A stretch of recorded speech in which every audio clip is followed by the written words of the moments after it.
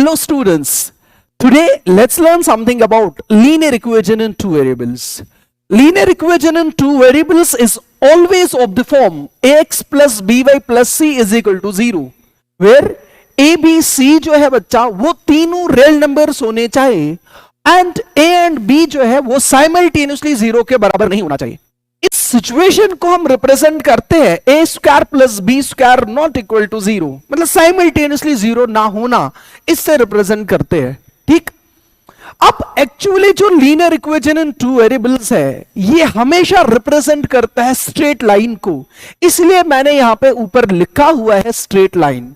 अब आज के बाद कोई भी आपसे पूछे कि what actually is the equation of a straight line, तो आपका आंसर हमेशा होना चाहिए equation of the form x plus b y plus C is equal to 0. अब क्या है, यहां पे डिफरेंट केसेस बनते हैं on the base of A B and C. C is a constant term, coefficient of x, coefficient of y and constant term के basis पे यहां पे डिफरेंट केसेस बनते हैं. जैसे कि मैंने यहां पे लिए हैं केसेस. केस नंबर 1 ऐसा लिया गया है जहां पे ए 0 के बराबर नहीं रखा है और बी और सी को 0 कर दिया. बी और सी को 0 करने का मतलब बी गायब सी गायब, मींस एक्स 0 के बराबर आया. एक्स 0 के बराबर आया means x is equal to 0. And you are familiar with this equation. X is equal to 0 always represents what? Y axis. Yes, you heard it right. Similarly, जैसे मैंने अभी a को 0 के बराबर नहीं रखा, बाकी दो 0 कर दिए.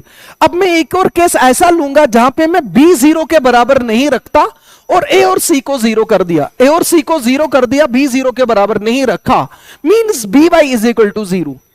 by is equal to 0 implies y is equal to 0 and y is equal to 0 similarly represents the equation of what? X axis. Yes, आज के बाद अगर आपसे कोई भी पूछे what is the equation of X axis, the answer should be y is equal to 0. What is the equation of Y axis? Red colour से दिखाया हुआ है, आप बोलेंगे x is equal to 0. अब और डिफरेंट केसेस आपके पास है, जैसे केस नंबर 2 को देख लीजिएगा. इस केस में मैंने लिया है a 0 के बराबर नहीं है, C 0 के बराबर नहीं है, पर मैंने B को 0 के बराबर रखा, यानी कि बीच वाली टर्म को गायब कर दिया. वहां रहा x plus C is equal to 0, means x का value minus C by a आएगा. x is equal to minus C by a. अच्छा, minus C by a actually is a constant real number. x is equal to minus c by a or x is equal to constant always represents a line which is parallel to y axis.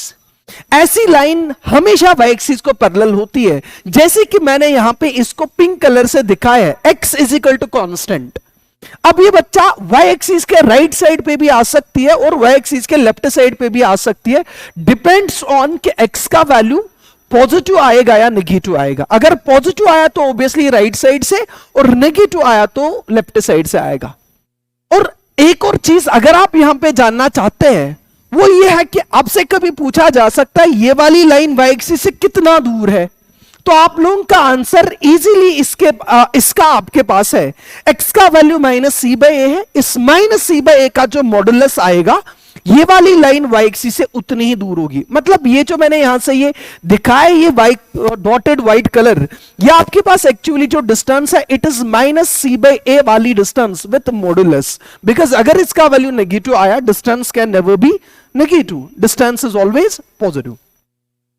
Similarly अभी मैंने ये वाला case लिया जहां b को 0 कर दिया, लेकिन अब अगर ऐसा केस होगा जहां पे आप a को 0 कर दोगे और b और c जिंदा रहेगा, मतलब a को 0 कर दिया, b और c ऐसे ही रहे, तो आपके पास बनेगा by plus C is equal to 0, means y is equal to minus C by B, यानी कि y is equal to constant. जब आपके पास y is equal to constant वाली इक्वेशन आएगी, ये भी आपके पास एक स्ट्रेट लाइन है जो कि x एक्सिस को पैरेलल है. मतलब यहां पे आपके पास जो है ग्रीन कलर वाली लाइन है, यह आपके पास y is equal to minus C by B है, यह आपके पास इस x एक्सिस के पैरेलल है. और सिमिलर क्वेश्चन यहां पे भी पूछा जा सकता है, बच्चा बता दो ये वाली लाइन x एक्सिस से कितना दूर है, तो आपके पास इजीली जवाब होना चाहिए ये जो माइनस सी बाई बी है, इसी माइनस सी बाई बी का मॉडुलस लेंगे. माइनस सी बाई बी का जो मॉडुलस ले लिया, इतना दूर ये वाली लाइन इस एक्स एक्सिस से. क्या इतने ही केसेस यहां पे है? नहीं, there are few more cases.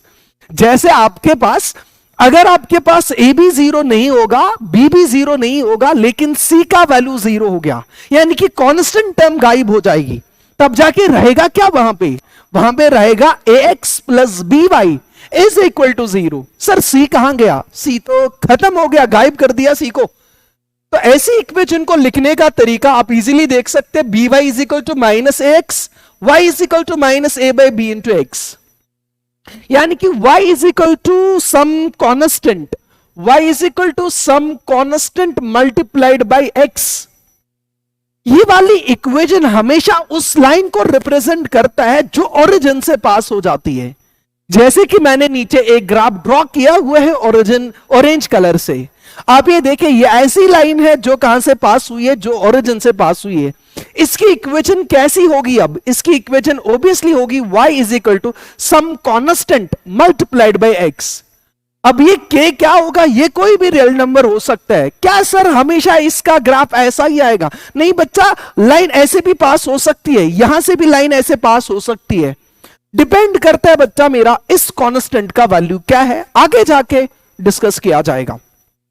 अच्छा, there is one more case जहां पे आपके पास ए बी सी तीनों के तीन जीरो के बराबर ना हो, तब जाके ये वाली इक्वेशन क्या रिप्रेजेंट करेगी? ऑब्वियसली स्ट्रेट लाइन ही, मगर ऐसी स्ट्रेट लाइन जो non zero intercepts x axis और वाई एक्सिस के साथ बनाएगी। नॉन जीरो इंटरसेप्ट्स मींस ये एक्स एक्सिस को जीरो के बगैर किसी दूसरी जगह कट करेगा, इंटरसेक्ट करेगी ये वाली लाइन, और वाई एक्सिस को भी जीरो को छोड़कर किसी दूसरी जगह इंटरसेक्ट करेगी। जैसे मैंने यहां पे व्हाइट कलर का ग्राफ ड्रॉ किया हुआ है, स्ट्रेट लाइन। या आपके पास बच्चा इसकी इक्वेशन जो आएगी that will be x plus b y plus C is equal to zero, but with the condition that ना ही ए जीरो होगा, ना ही बी जीरो होगा, और ना ही सी जीरो होगा। I hope you enjoyed this session. Thank you and goodbye.